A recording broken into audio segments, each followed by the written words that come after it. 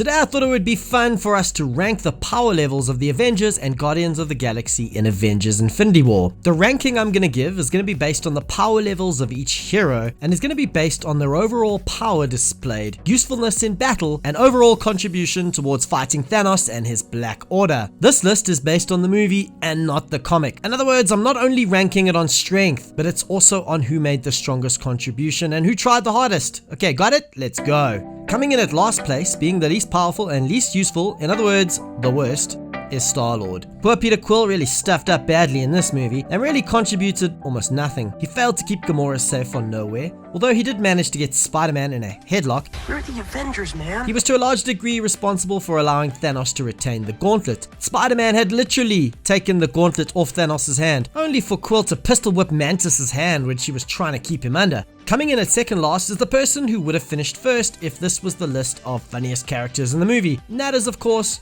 Drax the Destroyer. Where is Gamora? Yeah, I'll do you one better. Who's Gamora? I'll do you one better. Why is Gamora? He wanted to charge into battle against Thanos on nowhere, only for Mantis to put him to sleep, falling noisily to the ground, and I guess that wasn't his fault. But he was easily bested by Iron Man on Titan and contributed very little in the battle on Titan with Thanos. In fact, he was only in the battle a full 8 seconds. Yep, he slices Thanos on the back of the knee and hangs in there with Thanos for a full 8 seconds before being thrown through a wall. Even Doctor Strange's cloak of levitation was more useful. I don't know, but anyway, he's number 20 on the list. Third last and number 19 on the list is the Hulk. Now before you all kill me, hear me out. Yes, the Hulk is powerful, but remember I'm only basing this on the power they displayed in Infinity War, and after getting beaten by Thanos in 10 punches, he refused to come out and help. So for not even trying, I've put him very low on the list. It's not just good enough to potentially be super strong, you have to exercise that ability, and just not showing up is why I have him so low on the list. So why didn't Hulk come out? According to the film's director, they said the following regarding the decision to not have the Hulk come out and just say no. We have to be careful with the character of Banner, because if every time he's in trouble Hulk saves him, Hulk becomes the hero and he becomes whiny. We wanted to force Banner to be the hero. No Banner, only Hulk.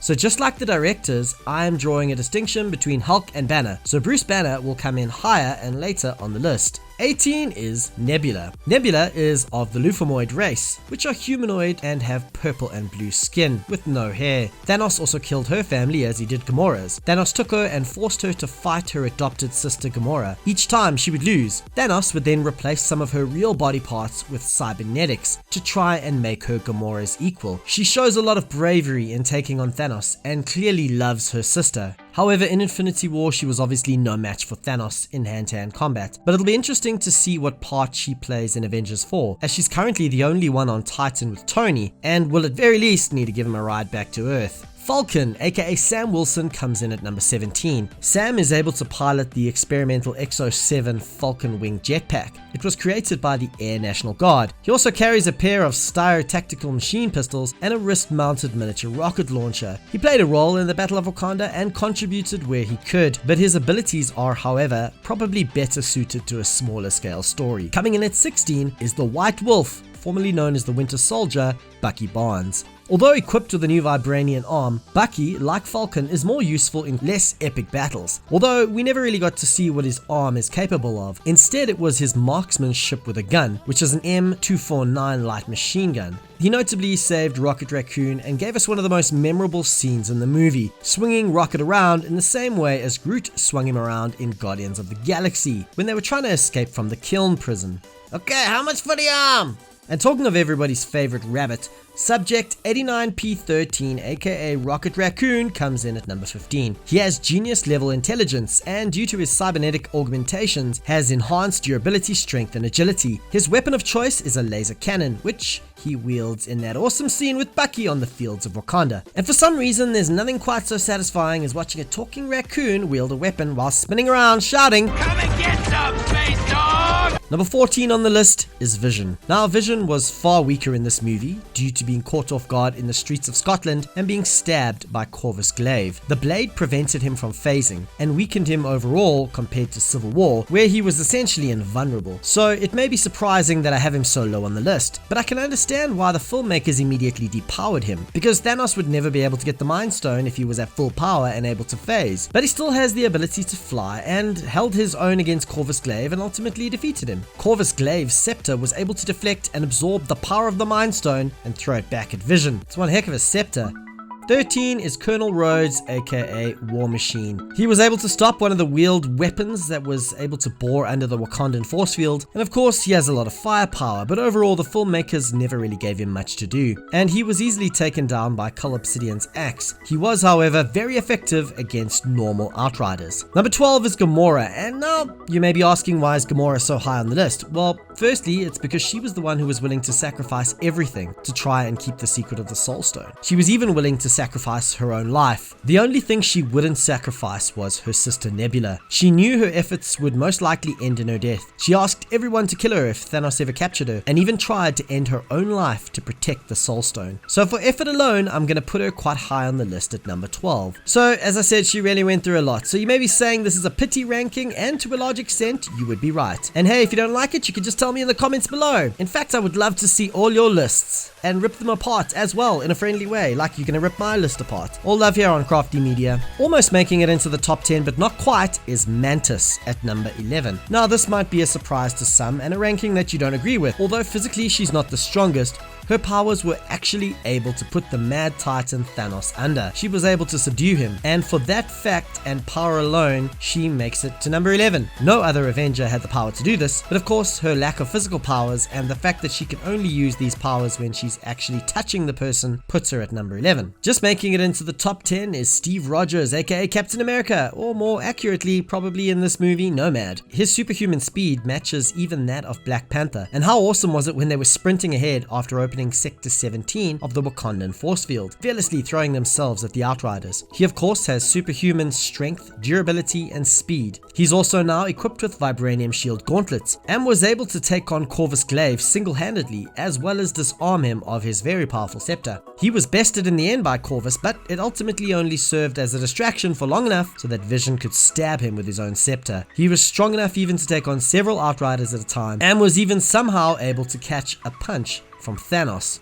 when he had 5 Infinity Stones in the gauntlet. Cap surely has one of the bravest hearts on the list, and what he lacks in strength, he makes up with pure will and heart. The number 9 spot goes to someone who really surprised me with their incredible contribution and effort shown in the movie, and that is of course the phenomenal Natasha Romanoff, Black Widow. Not only is she able to disarm Corvus Glaive, but she was able to stand toe-to-toe with Proxima Midnight. She did have help from Okoye, but the fact that she's really just a human with no cybernetic enhancements, with only her skills, makes it pretty incredible, and that's also why I put her so high on the list. Black Panther was able to take down Cull Obsidian with one punch using his armor. Cull Obsidian demolished even War Machine with his axe. As we know, Black Panther's vibranium armor is able to absorb kinetic energy and then expel it in a violent punch. Cull Obsidian, or Black Dwarf as he is known in the comics, is massively powerful. Black Panther also made a massive contribution by using his armies to fight against the hordes of Outriders. Coming in at number 7 is Thor's friend the tree, Groot. For much of the movie, teenage Groot was doing nothing more than playing arcade defender, but when it mattered, he was directly responsible for helping to complete Thor's new Stormbreaker axe. This directly led to the saving of Thor's life, but the fact that he was able to wield that weapon for even a few seconds is itself incredible. As Thor said, you simply lack the strength to wield them. Your bodies would crumble as your minds collapsed into madness. So the fact that Groot could wield Stormbreaker is impressive indeed. He himself was also able to take out several Outriders at a time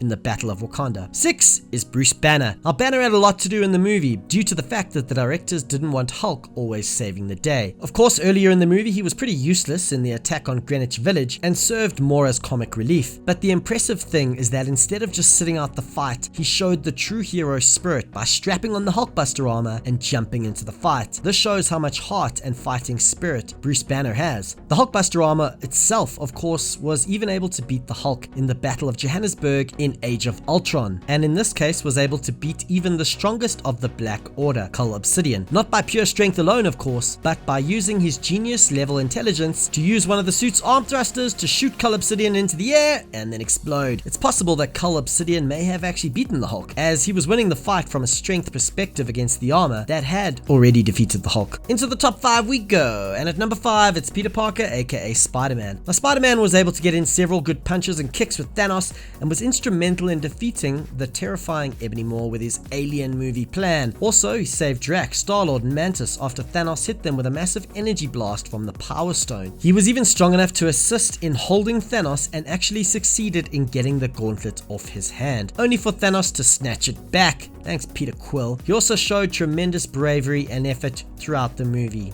Number 4 is Tony Stark, Iron Man. His new nanotechnology suit in the comics is known as his bleeding edge armor. He was able to stand toe to toe with Thanos for a fair amount of time and was the only Avenger besides Thor to actually make the Mad Titan bleed. All that for a drop of blood. But as I said, the most impressive feat was that he was able to stand toe to toe with Thanos. Thanos needed to use the Power Stone to defeat Tony, and if you consider Thanos was able to defeat the Hulk without using any Infinity Stones, it just shows you how powerful Iron Man is. Now it's down to the top 3, and this is where it gets really tough to decide. Coming in at number 3 is Doctor Strange. He was also able to withstand Thanos using the mystical arts. In fact, Thanos needed to use the power of 3 Infinity Stones, the Space, Power, and Reality Stones on several occasions. He was able to withstand a massive energy blast from the Power Stone. He was able to turn it into blue butterflies, and then impressively replicated himself trying to restrain Thanos with magical restraints. And that was all without using, as Thanos put it, his greatest weapon, the Time Stone. Number 2 is the incredibly powerful Scarlet Witch. Scarlet Witch is starting to realize her full powers. Not only did she single-handedly keep Thanos at bay and 5 Infinity Stones, she laid waste to most of the Black Order's army. She's able to fly, send massive bursts of energy, and it's interesting how she was born of the Mind Stone but has seemingly become far more powerful than the Mind Stone itself. The fact that she was able to destroy the Mind Stone is incredible, but she had to sacrifice so much by destroying the Mind Stone when she knew it would kill the love of her life, Vision. And of course she had to cruelly endure Thanos just turning back time, with her having to watch Vision die a second time.